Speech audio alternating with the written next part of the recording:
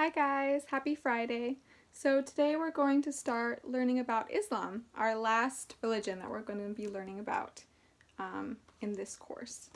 Okay, so we're going to read some more of this book, What I Believe, which we've been reading already, but we have not gotten to the Islam section yet. So we will start that today. And just a reminder that this book is written in first person, which means that it will say things like I or we, and I'm not talking about myself. The narrator of this book is one of the children, so it will be one of the Muslim children who is explaining about their life, right? So I think the one who's telling the story is this girl here. Okay? The story of Islam. And I'll do my best to try and show you the pictures as we go along, okay? So the story of Islam. We are Muslims, followers of Islam. We believe that there is one God, whom we call Allah. Islam is an Arabic word that means to submit. So Muslims are people who submit to Allah's wishes. We believe that Allah sent prophets, including Moses and Jesus, to teach us about Allah's laws. The last and most important of these was the Prophet Muhammad. So, just to clarify, Muslims believe that Jesus and Moses were both real people, but they do not believe that Jesus is the Son of God. They think that Moses and Jesus are simply prophets. So that means that God told them things and told them to tell everyone else, to spread God's word, basically. Okay? The Quran.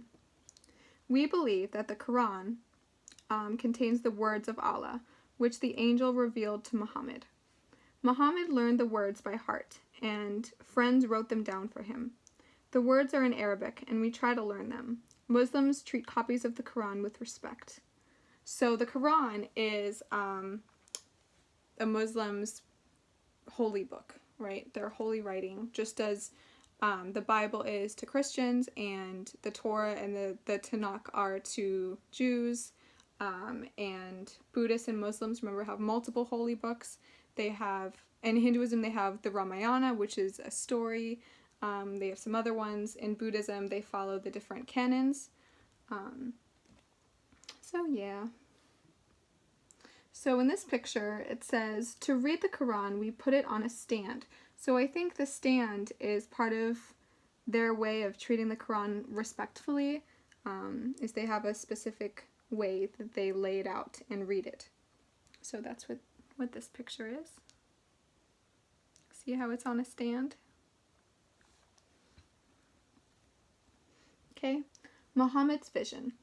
Muhammad lived about 1,400 years ago in the city of Mecca, in Arabia. He was troubled by the dishonesty and poverty around him. One day he saw an angel holding a cloth with words on it. Muhammad could not read, but the angel helped him to recite the words. The message on the cloth told of the power of Allah and how Allah should be worshipped. Muhammad returned to Mecca and began to preach to the people about his wonderful vision. Okay, so I just read that section right there. And then here, for this picture, it says, Muhammad's followers pray at the Kaaba, a sacred building in Mecca, just as they do today. So I apologize if I pronounced any of that wrong. But here, that's that picture. Okay, and just as a reminder, you guys, that everything we read about religion, as I've said throughout this whole school year, is up to you whether you believe in it or not, right? The purpose of learning about this is that we are more aware of the differences within every single person in our world, and to respect that, right? So if you disagree with someone, if you don't believe in God, or maybe you do and one of your friends don't, or maybe they do and you don't believe that, that is perfectly fine. You can believe whatever you want to believe, okay? This is just to learn more about the world around you, and just to understand that not everyone is going to believe the same thing, and that is okay. All right? Okay, so now we're on this page. Hajj, or pilgrimage. So pilgrimage is another word for a very long journey, basically, okay? So the Hajj is a pilgrimage to Mecca, our holiest city, made at a special time of year. All Muslims should make the journey at least once in their lives. Everyone wears simple clothes. The men wear a white robe called ihram, so they all look equal to one another. Many men cover their heads, and all of the women and girls wear veils. Veils is like a face covering. When they reach Mecca, the pilgrims worship at several sites, including the Kaaba. And again, I'm so sorry if I'm saying any of this wrong. I am not personally Muslim, so I don't know Arabic. I don't know any of their words, okay? Although I have heard of Mecca and possibly a couple things. Okay. Our duties. We are all expected to give some of our money to charity. It may go to build a hospital or to help the poor and needy. This giving of alms is called zakat, an offering to Allah. It is one of the 5 main duties in life which Muslims must practice. These are the 5 pillars of Islam. The other 4 are shahada, declaring faith in Allah; salat, praying every day; Psalm, fasting during Ramadan. Oh, and Ramadan is one of their holidays, I guess you could call it. It's something we'll read about later, but it's actually happening right now, currently. So it's very exciting. And Hajj, going on a pilgrimage. So these are their 5 pillars, and we'll learn more about this later. So they have Shahada, they have Salat, Psalm, and Hajj. Okay?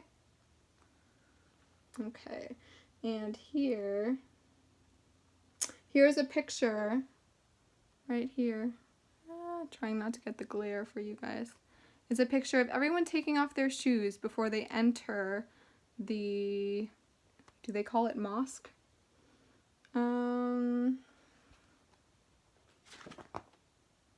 Yes, a mosque. So this is before they enter the mosque. They have to remove their shoes. Oh, and it says right here above the picture. Okay, yes, we take off our shoes before entering the mosque. All right. Here, the call to prayer. Muslims say prayers 5 times a day. Wow, that's amazing. Once in the morning before sunrise. Before sunrise! Oh my God, so early. 3 times during the day and once at night.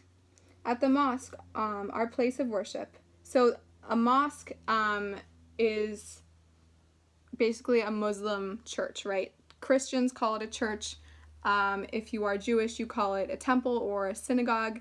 If you are Muslim, you call it a mosque. And it's basically your holy place of worship where you all gather together, right?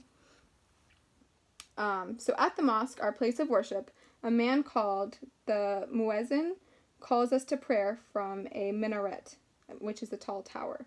At midday every Friday, we go to the mosque to pray. So here, this is the tall tower called the minaret, and here is the man calling everyone to come worship, and he's called the muezzin, and I might be saying that completely wrong. Oh, here, and in this picture, here's a close-up. Okay, and in this picture up here, you could probably read it before me now. It says, a Muslim family in Egypt have painted their house with scenes from their pilgrimage to Mecca. Very cool. Being a Muslim. You read that? All right. Islam is more than our religion. It is a way of life. For instance, the mosque is our special place to worship Allah, but Muslims can say their daily prayers wherever they are, at work, at home, or at school. Prayer is the most important part of our worship. In our set prayers, we bow, kneel, and touch the ground with our foreheads. We always face toward Mecca and choose some clean ground or use a prayer mat. Wow, so no matter they are, you guys, whether it be at work or at school, if they're out at a friend's house, maybe if they're out of the country visiting people, and they pray, they always make sure to face in the direction of where Mecca would be. Which, if you'd remember, Mecca is their holy land. Okay? In the mosque. Mosques are often beautifully decorated, but there are no pictures or statues of living things. Muhammad thought that people might worship them instead of Allah. There are no seats either.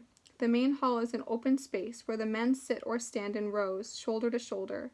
Women sit separately, behind the screen on the left. A little sexist, right? A lot of religions are, especially if they're orthodox, they're extreme. So, for example, right, I'm part Jewish, but I'm not really a practicing Jew, so I don't go to the synagogue, and I have before, but it's been a long time. But if you go to very old-fashioned churches or synagogues or mosques, and not every mosque will be like this too, but the very old-fashioned mosques, churches, synagogues, whatever, they will sometimes divide the men and women to have to sit separately, which is sexist, right? But again, not everyone might do this. So this might be a very orthodox Muslim mosque. There might be more reform mosques that don't separate by gender, but I've never been to any, so I'm not sure. Where was I? Okay. Oh, and also the women have to sit behind a screen, which is right. So here in this picture, here are all the men sitting, and then right here you see the screen, and a woman is shown. So there are probably more women behind her. But yeah, pretty sad, right, for them to have to sit somewhere else, and they kind of have bad seats. Like, I wouldn't be able to see what's going on very well from back there. Where am I? Okay. The alcove in the center is called the mihrab, and it faces in the exact direction of Mecca. On Fridays, the imam, our community leader, gives a sermon from a pulpit called the minbar. Interesting. All right, so did you get a good look? Now I'm going to read here. Cleansing. To show our respect for Allah, we leave our shoes outside the mosque and enter in bare feet. So just like what this picture is showing, remember? So much glare. All right, what this picture is showing. They take off their shoes before they enter. We also wash ourselves in a special ceremony called wudu. There is an area in the mosque set aside for this with running water. We wash in a set order, the hands and face, then the arms, head, and ears. Lastly, we wash our feet. Okay, so there's that little picture. Okay. Everyday worship. So we're on this page now. We have several things that help us in our daily prayer and worship. With a compass, we can find the true direction of Mecca. We kneel on a special mat for our prayers.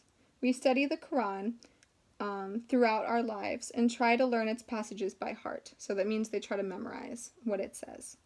We keep our heads covered when we pray to show respect to Allah. Women have scarves or veils, and men have caps. And we use a string of beads to help us remember the 99 different names for Allah written in the Quran. Wow, 99 names. So here's the skull cap. So this is what's worn by men. Here's the Quran. Here underneath it we have the stand for the Quran. Okay, this that everything is on is a prayer mat. Here are the prayer beads. And here is the compass, so that you're making sure that you're facing Mecca, right? Okay. And then here we're going to learn about Ramadan. Exciting. Okay. Ramadan. During the month of Ramadan, so it takes up a whole month, Muslims must fast from dawn to dusk.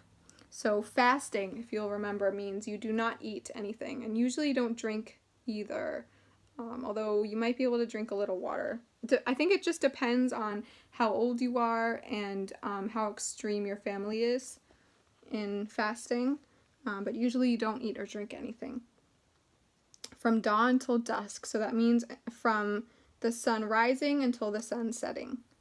The grown-ups eat breakfast before daylight and then nothing until dinner, after sunset. Part of the reason for Ramadan is to make us aware of the needs of others. So that's a very good way to not think about yourself, right? To think about how maybe other people in this world aren't as fortunate and aren't able to eat food like we are, 3 meals per day. It's a very extreme way of doing it, right? But it might help a lot of people realize and help put their lives in better perspective and be more grateful for the lives that we have, right? So here, you can see the picture a little better. And I'm going to read this part right here. So it says, Muslims eat most kinds of food, but they must not eat pork or drink alcohol. All meat must be prepared in a special way called halal. So that's kind of similar to Judaism, right? Where it's called the food has to be kosher, right? You cannot mix your dairy with your meat, and in Judaism you cannot eat pork either if you are a strict Jew. All right, and then let's read this last part. Prophets and angels. Every day in prayer we say, there is no God but Allah and Muhammad is his prophet. But Muhammad knew Christian and Jewish teachings and learned about the prophets. So as prophets, Muslims too have Ibrahim. They say Ibrahim, but really that's Abraham. Musa, Moses, Dawood, which is David, and Isa, Jesus. And the angel who told Muhammad to recite is Jibril, which is Gabriel, the angel Gabriel. So it seems like Islam and Christianity and Judaism they all have a lot of similarities, right? They're all Abrahamic religions, which means they're based on Abraham, who is, if you'll remember, Abraham was the very first Jewish person, and he is in the Bible as well. Alright, so now here, for this picture, it says, the Dome of the Rock Mosque in Jerusalem is sacred to Muslims. So this is in Jerusalem. And Jerusalem is in Israel, right? Which is mostly Jewish. But it's also sacred to Muslims as well. So there's so much connection between all these different religions, as you can see. So we're going to stop there. Yeah, I hope you guys learned a lot. Older students, I hope you were paying attention. Some of the questions on your religions chart for Islam were definitely answered as I was reading. We can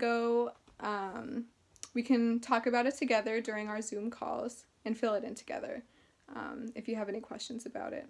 Okay, thanks for listening. Bye, guys.